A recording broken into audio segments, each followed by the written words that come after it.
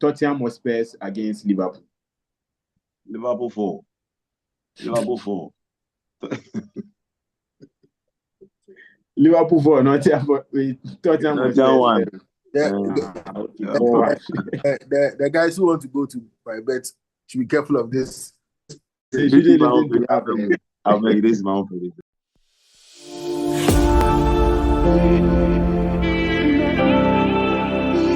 Welcome to Taxes and Touchlines. We are back with the EPL preview. We are in game week 18, and we know that the game week 18 is nearing to the half or the first round of the EPL. So if your team has any position from first to second, third, fifth, meaning they have the chance of winning the league or qualifying for any European season. We'll break down into the games.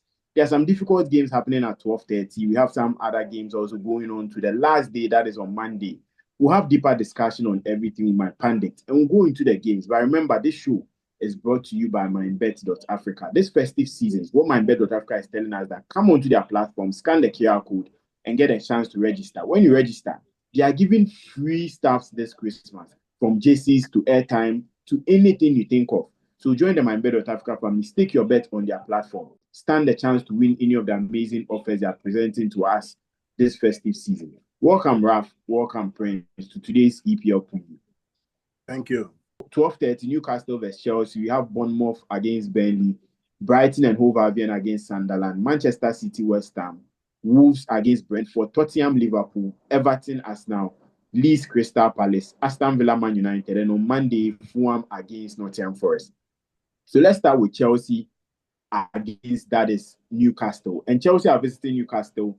This will be, if Chelsea had to go there, their last meetings have been Newcastle have won 11, Chelsea have won 16, and 6 has ended in a draw. But we all know last season, this same fixture gave us a 12:30 kickoff, and Chelsea went there to lose by 2-0, with Nicholas Jackson getting a red card.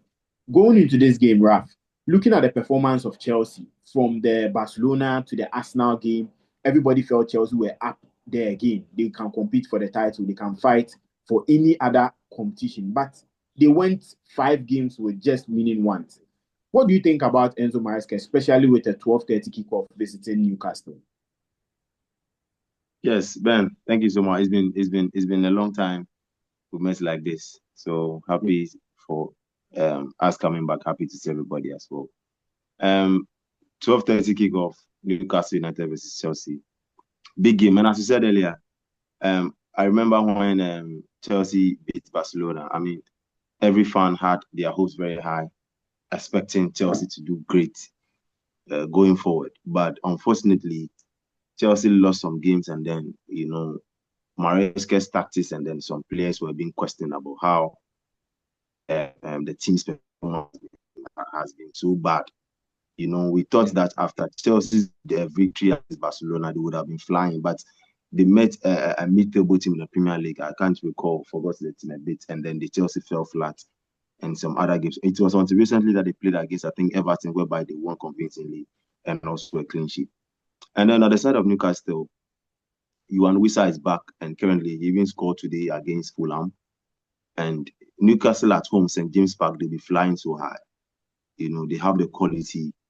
They have gathered some experience by playing in the UEFA Champions League, played against some big boys, and then you can see clearly that Newcastle is doing well.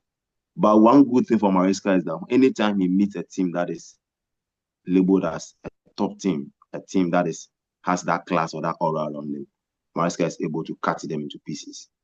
If Newcastle United was like a mid-table team or something, I would have questioned Maresca. But this game, if Newcastle wants to go toe-to-toe with Enzo Maresca to match Chelsea boot for boot, I see anytime Maresca plays against a big team, in England especially, or any Chelsea finds a way to beat that team. Against Arsenal, Chelsea had a draw. They beat Liverpool, Paris Saint-Germain, in that order, Barcelona and all. So I feel Chelsea can get something out of this game. And they even beat Everton. Exactly. Yes. If the analysis or what is on paper is what we are going by, anytime Chelsea faces a big team, so-called big team, Maresca pulls something fantastic for the team. So it's going to be a very beautiful game. Newcastle are not going to allow it to slip. They lost their last game. Ben, if I'm correct. So yes, I feel against Sunderland. Good. They are going to go all out. Maesca is also going to go toe to toe. So it's going to be a very good game. Yeah. Okay. Friends, looking at this, we have seen anytime Chelsea meets big teams, they try to pull out some strengths. Newcastle, on the other hand, at St. James Park, it's only Liverpool and Arsenal that has gone there to pick wins. Do you think Chelsea can classify themselves on that level with Arsenal and also with Liverpool, especially going to St. James Park, and can go there and pick that 3 points? I think that ground is a very tough ground. We all know how difficult it is to play at St. James Park. Season, and we got the 3 points, which we couldn't do that last season. These guys are very, very good, especially with their midfield pairing of Sandro Tonali, Bruno Guimaraes, and Joe Linton. Those guys are just workaholic guys. They work so tirelessly, like they are so good.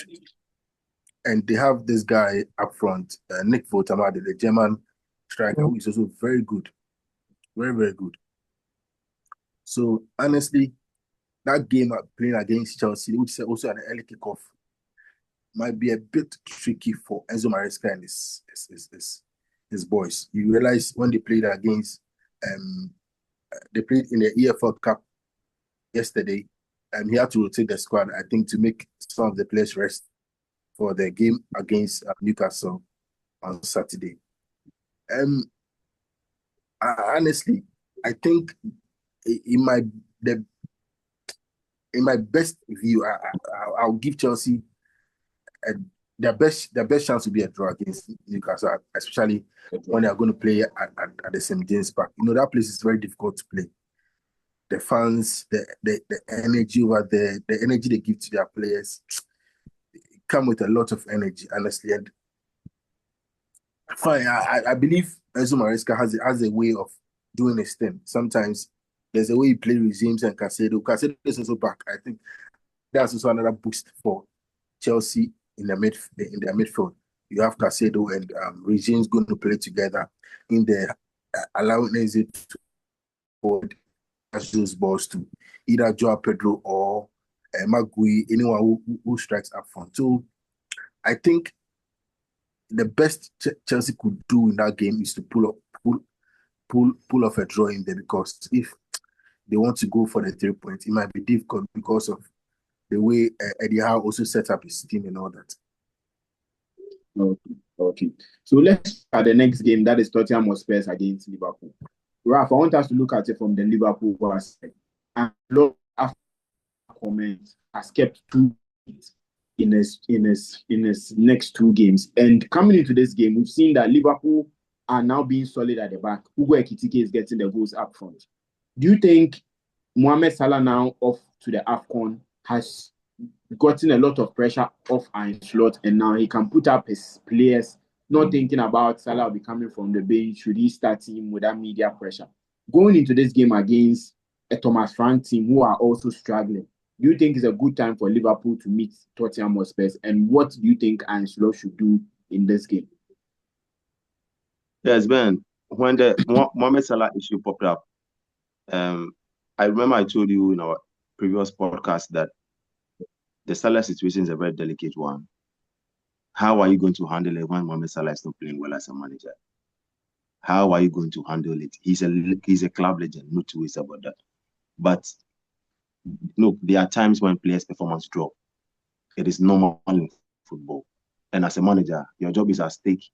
Everything is at stake. Your job, your credibility is on the line. Fans are abusing you here and there. And you have a key player who's a club legend, and the club legend is not giving you 100%. What do you do in that situation? It was a very difficult situation for Arne Slot, but he kept his cool and did what he wanted to do as a manager. I was solidly behind Mohamed Salah. I feel Arne Slot's man management skills is questionable, but we are going to deal with that and talk about that separately. But going into the game, I feel Mohamed Salah being dropped to the bench. Salah has this ego around him, which is a very positive one. And positive one in the sense that whenever Mohamed Salah is not playing, he wants to play, he wants to score. Even Jurgen Klopp had an issue with Mohamed Salah when Klopp dropped him and he was on the bench against West Ham when Klopp was around. That should tell you that Mohamed Salah always wants to play games. So the moment you drop Mohamed Salah, he's not happy about it, which we all understand. That is what has made him the Mo Salah and one of the greatest players in the Premier League. Let me, sorry to come in a bit. I don't know, but I feel like what Salah did, the comment he passed, I don't think it is right. Yeah. Some way, somehow. I think people are saying it was he trying to think about himself and not the team. Yeah, it was himself. And in the struggles of they finding it difficult to even get points, get results against some of the teams, he chose himself over Liverpool. But I know, Raf, we had discussions and you were like, is in the right direction. And Slot has got things bad and Slot is not doing things right. So looking at this game, do you think with the Salah being a factor out of the team, can Slot put up some good results before maybe he returns from the AFCON? And also going into this game, looking at Salah not being part, do you think Szoboszlai playing from the right wing is something that is ideal for Slot to do? Ben, even Dominic Szoboszlai is still being checked if he could be available for our game against Tottenham Hotspur away. He picked up a knock against our last game against in our last game. Let me put it that way. Now, Ben, Mohamed Salah's departure to the African Cup of Nations. Liverpool FC is going to wish Mohamed Salah well, but tactically, we know sections of the fans are going to back Slot.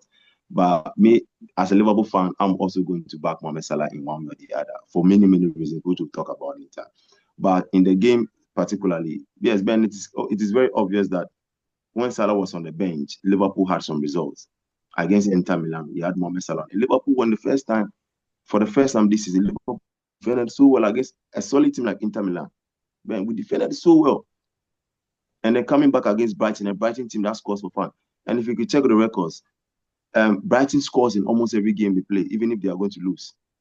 Yeah. But we're able to limit Brighton to some few chances that they were able to create. And they even had a clean sheet on the day.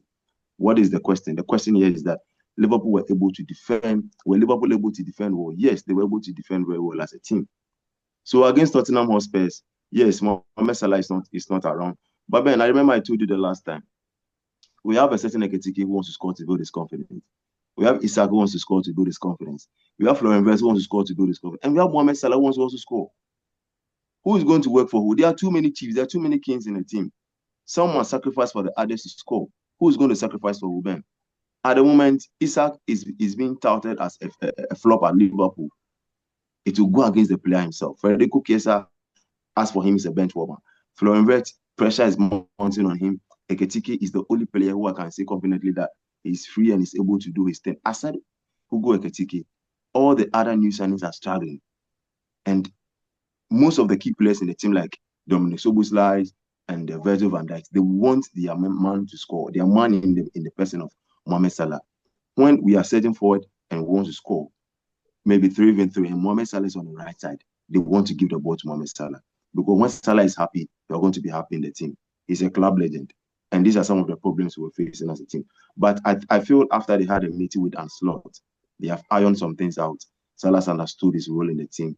Slot has understood his role in everybody. So I feel Tottenham Hotspur is not in a good shape currently. And Liverpool is flying.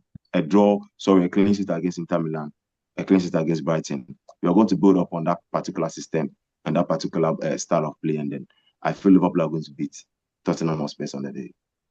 Okay, Prince, let's look at from the Thomas Frank side. Did he sell Tottenham Hotspur a dream of beating Manchester City, beating some of the big teams, and now they are struggling to even get results? He came in the media space recently and said he needs time to get things working. Looking at this Tottenham Hotspur team, what do you think the problem is, and how do you prepare against a Liverpool team that has kept 2 clean sheets in 2 games? Okay, so there's a 2 question in one. What their problem is and how they are going to face Liverpool. So first of all, I think Thomas Frank hasn't Tottenham expected, because it looks like what they brought in, what they ordered for is not what they got. What they ordered for what they got. You look at the way he puts up his team, you could clearly see that between him and the dressing room. There was this game that they finished playing, and some of the players didn't want to even shake his hands on the field. And I think Udogu and Van de Ven or these guys were so furious because yeah, they were not okay with the formation he's playing. When we played against Tottenham, he planned for set pieces because that's why he came with a 3-back. But you could realize that Arteta also outsmarted him with that. So I believe he either needs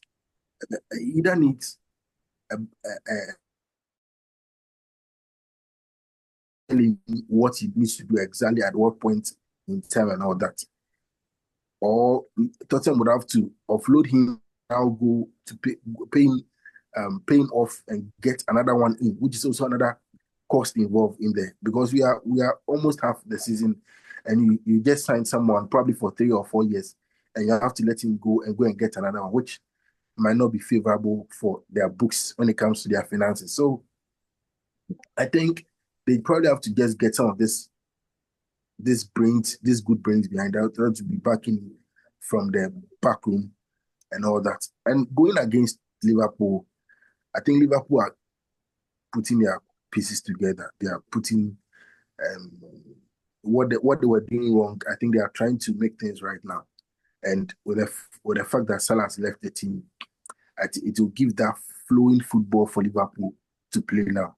At least there won't be any restrictions of all balls to Salah, or we need to look at Salah's direction, how Salah is moving. We play to suit Salah's style. No, now it's going to be a free football.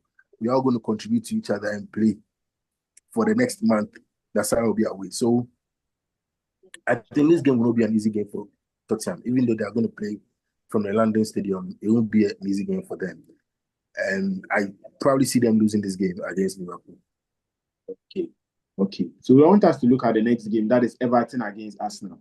And in this fixture, last season, it was a draw at the Emirates and draw at Goodison Park. Now they are not playing at Goodison Park, they are playing at the Hill Dickinson Sports Stadium. And from Raf, I want us to look at it from this aspect. Some people are complaining that if you look at Arsenal's recent games, you could see that against Aston Villa, against Wolves, you could see anytime they go maybe a 1-1 draw during the game, you could see a bit of panic, a bit of shaky in the way they set up and the way they try to attack teams, because they feel like we can't go in all out. Maybe we may concede again from that. Looking at this Everton team with Jack Grealish, with David Moyes in charge, Pickford in their post, do you think at the Hill Dickinson Stadium they can get a point against Arsenal? And how should David Moyes set up against this Arteta side? Beautiful question, Ben. When it comes to games of such magnitude, Mikel Arteta has different ways of winning that game, right? The reason why they were struggling in recent times was their key members who are in charge of that set piece. They model their set piece around the 2 center backs, Saliba and then Gabriel. They were the main architects. That set piece practice was modeled around these guys. And also Timber. Exactly. Yeah. Now, these key members are out. Therefore, Piero Hincapié and then Mosquera they are doing very well, but they are yet to still adapt to our stuff. So if Arsenal doesn't hit you on a break, they don't open up, play you from their own half, they can use the set piece. Now, the question is, what will be the strength Everton will bring on board to neutralize the Arsenal's firepower? They have the Beto. They have good. Yes, Beto will be leaving for AFCON, Ben. Beto will be. Yeah, exactly. Therefore, they are handicapped in attack. Idrissa Gana is also going to leave. Ghana is also leaving. India is also leaving. So they are depleted. I think their squad is depleted now. Yes, and then Ben, this is the reason why most pundits will debate and say that sometimes when signing an African player, these are some of the issues that it pops up. Yeah. But that one aside, I'm an African, and there's no way I'm going to be in support of managers who don't buy African players because of the African Cup of It's just for 4 weeks maximum. And if the team is not able to qualify and then they drop, the player comes back to the club side. So, Ben, in that game, I don't see Everton giving Arsenal much of a problem. But what you said, Arsenal is panicking a little bit because of the injuries they are getting these days. And then some of the boys too are being careful. Bukayo Saka, I mean, he's the main man. Most of the creative works go this season. Actually, Martin Odegaard has not been the creative at his creative best for us now, right? Most of the creativity is on the side of Bukayo Saka. So whenever they are playing against us now and they overload Bukayo Saka, they try to neutralize him, they try to stop him.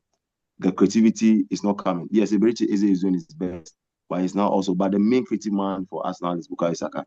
So I feel if Everton focuses solely on Bukayo Saka, the likes of Eberechi Eze, the likes of Martinelli, the likes of Leonardo Trossard can cause a foul. So, but how Arsenal is playing, I don't see Everton creating Arsenal problem. Arsenal is going to beat Everton away at their new home ground. Okay. Prince, looking at Arsenal, your team, in Arsenal two games against Aston Villa, they lost. Against Wolves, it was basically getting into a draw till that goal came in. Do you think the injuries are causing Arsenal to now have a bit of worries, especially going into games? Because you saw when Arsenal were in full flight against Tottenham or Spurs, they walked over them. But against Aston Villa, against Wolves, who are bottom of the league, Arsenal were struggling. And you think is a problem, and especially going to a difficult ground like this with a goalkeeper like Pickford who can decide on the day that I wouldn't let you score. Yeah. How should Arteta set up his team and make sure that they can get 3 points now with City and Aston Villa behind them? Yeah, I think there's pressure from behind. You could see clearly that City is not taking their legs off the pedal, and it's crazy. Last week I thought they were going to even lose against Crystal Palace, and they didn't. I was surprised when I saw the scoreline because I didn't watch the game. I just took my phone out and I saw 3-0. I was like, Jesus, this is crazy. I was so scared. I'm so scared of City. I don't know, but this is a team that when it's behind you, you don't feel comfortable because just when you slip, he takes advantage of that and he takes the league away. But I think Arteta would have to learn from all this. There are some challenges going on with our injury situation. I think he was mentioning to one Arsenal fan that I wish better and I do better. Our sporting director would do something.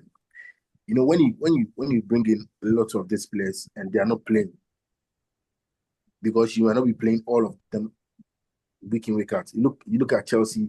Whenever there's a rotation, the fans are complaining. But you can also keep some of these players at the bench. So I was thinking what we can do is that some of these young prospect guys who are doing well somewhere, you may want to pick about 3-4 of them. Look at positions like Declan Rice like this. I'm just praying Declan Rice doesn't get injured because you look clearly that guy is tired. The guy is tired. Some of these players are tired because they are over working out their strength. So if we can get some of these young guys to even put them in the academy where they'll be playing every time. So whenever there's an injury situation and we need to bring them in, we can like the likes of Max Dorman, Ethan Waneri, at least keep playing them at the academy to give them this playing time and match fitness. So whenever you need them, you can just bring them in. I think this Everton game will be a tough game. Irrespective of the fact that some of their players are gone for AFCON. I heard Ralph mention that it's not good for some of these teams not to sign these African players. An example is the Napoli owner who swore that when Osimhen left, he swore that he's not going to bring in any African player because if you're going to come, you're going to sign a contract that when it's AFCON, you ain't going to leave. So some of these things, he plays to advantage of the teams that have no African players in there. A team like Guardiola won't sign any African player until you got Mamouche, right, Norrie, who have also left for the AFCON. Yeah. Unless this game will be a tough game for us, we shouldn't take away the fact that some of these guys have left for AFCON. It is still going to be a tough game because of who we are playing. The Everton team lost their game against Chelsea, and they would want to come back against us now.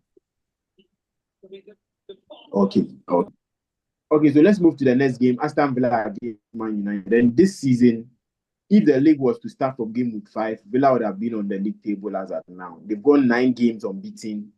But the most amazing part about their winning run is anytime they get to win from losing positions. So they've gotten 15 points from losing position. So Man United, on the other hand, anytime they get a chance to enter into the top 5, they get to bottle it. We've seen it against West Ham, against Everton, and even in their recent game against Bournemouth. Going into this game, let me start from Prince. Let's look at Ruben Amorim. There have been rumors that he has changed his style of play.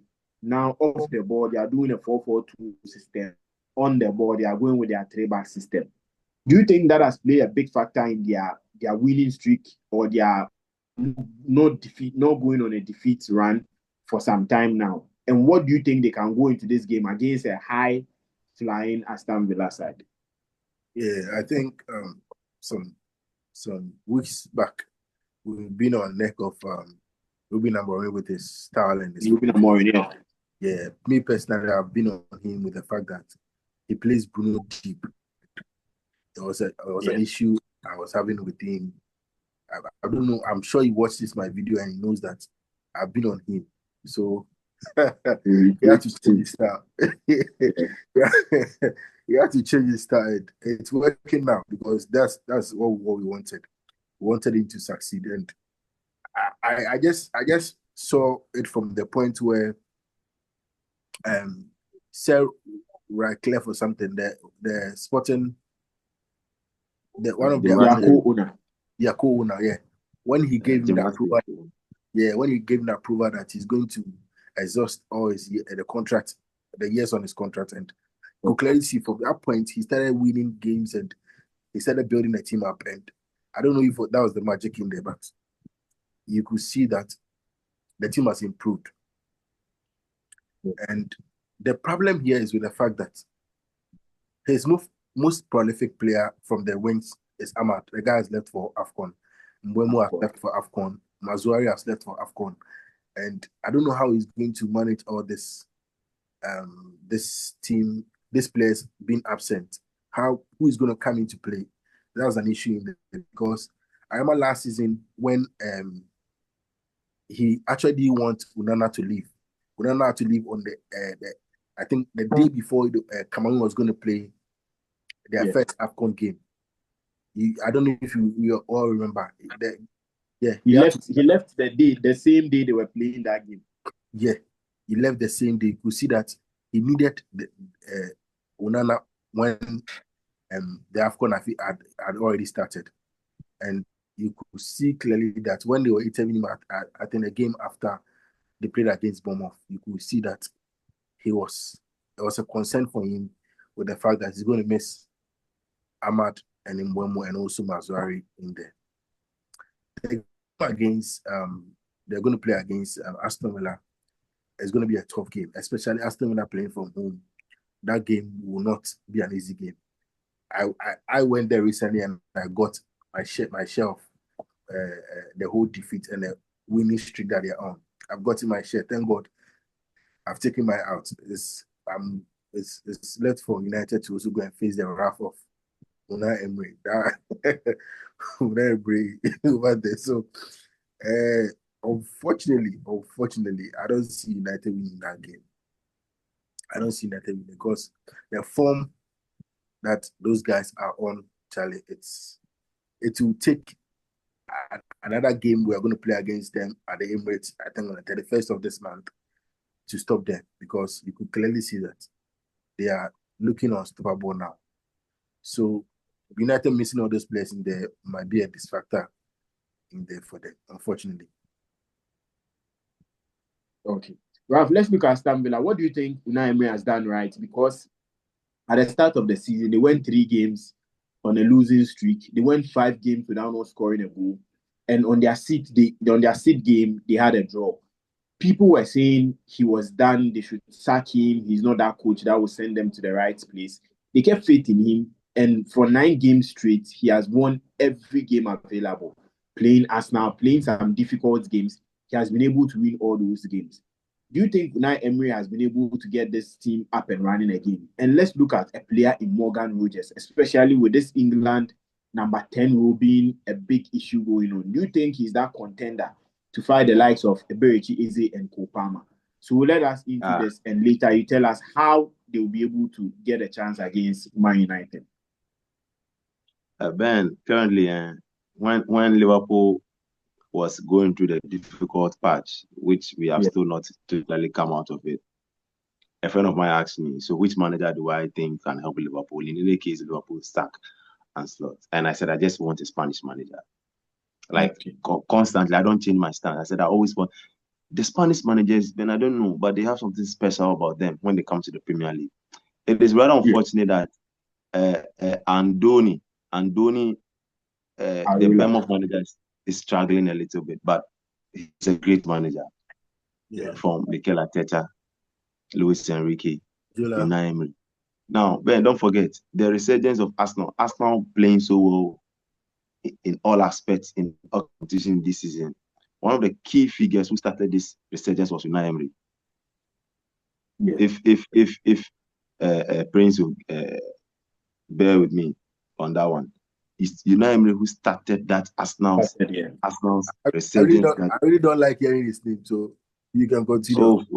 But Prince, he's a fantastic manager. Ben, look at how he has shaped. Look at how he has shaped the Arsenal team. Let me tell you, Morgan Rogers is not a top class player like that, too. Yeah, Morgan Rogers is not a top class player, like that. But look at how he has been able to shape him. He brought Marlon from Dortmund. Marlon is flying so high. Amadou Onana. Even Tillemans. Exactly. Marty Cash was struggling. Look at him now. Look at Dini. These guys, look at how they are playing against. Look, Aston Villa will beat Man United hands down because Ruben Amorim has.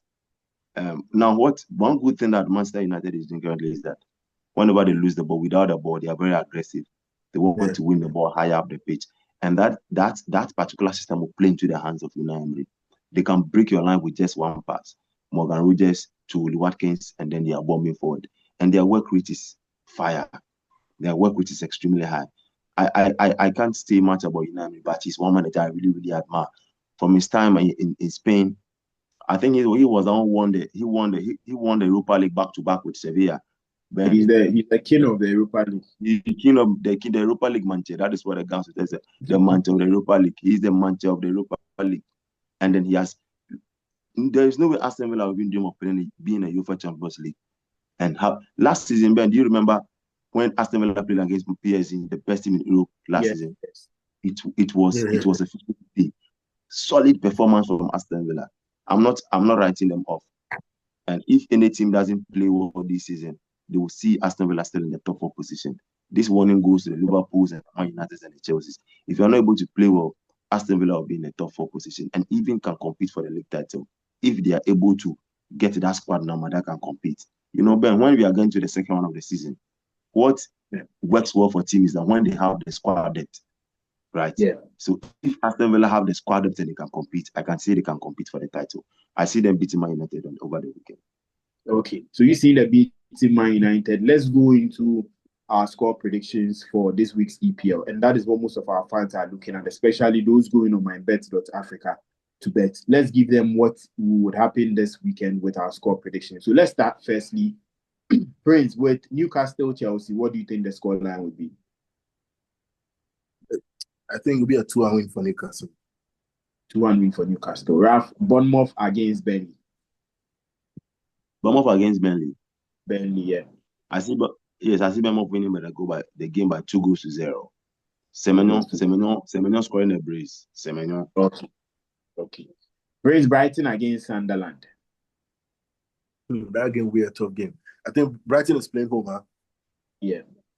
And Sunderland will also miss some of their African guys in there. I think they are missing 6 players to the AFCON. They are going to miss a lot of guys in there. Brighton might win this game.